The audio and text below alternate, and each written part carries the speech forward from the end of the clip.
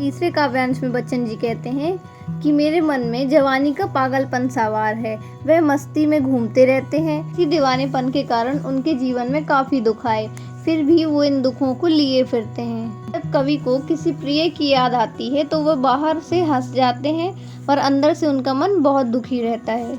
कवि कहते हैं कि इस संसार में लोगों ने जीवन सत्य को जानने की कोशिश की है, परंतु कोई सत्य जान नहीं पाया। कारण हर व्यक्ति नादानी करता है। आगे कवि कहते हैं, ये मूर्ख नादान वही होते हैं जो ज़्यादा समझदार और चतुर होते हैं। हर व्यक्ति वैभव, समृद्ध, भोग सामग्री की तरफ भाग रहा है। हर व्यक्ति अपने स्वार्थ को पूरा करने के लिए भाग रहा है। वे इतना सत्य भी नहीं सीख सके। कवि कहते हैं कि सीखे हुए ज्ञान को भूलकर नई बातें सीख रहा हूँ। अर्थात मतलबी जो संसार की ज्ञान की बातें हैं वे उन्हें भूलकर अपने मन के अनुसार चलना सीख रहे हैं। चौथे काव्यांश में बच्चन जी कहते हैं कि मुझ में और संसार में कोई संबंध नहीं है। संसार के साथ मेरा टकराव चल रहा है। कवि की कल्पना के अनुसार संसार का निर्माण होता है, वे उन्हें मिटा देते हैं। ये संसार धरती का सुख साधन एकत्रित करता है, किंतु कवि हर कदम धरती को ठुकराया करता है। वे संसार के अनुसार न चल के वे अपने मन के अनुसार चलना चाहते हैं।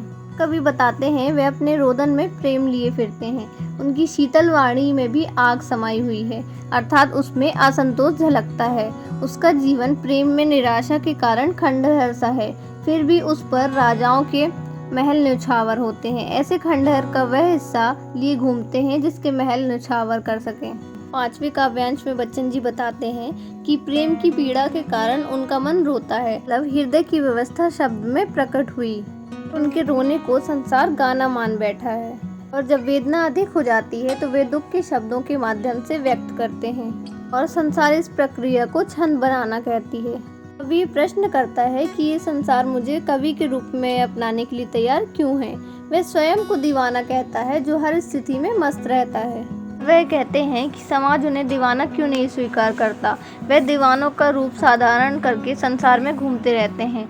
उसके जीवन में जो मस्ती शेष रह गई है और उसके लिए वह घूमता रहता है। इस मस्ती को सुनकर वह सारा संसार झूम उठा है। कवि के गीतों की मस्ती सुनकर लोग प्रेम में झुक जाते हैं तथा आनंद में झूमने लगते हैं। मस्ती के संदेश को लेकर कवि संसार में घूमते रहते हैं, जिस लोग गीत समझने की भूल कर बैठे हैं।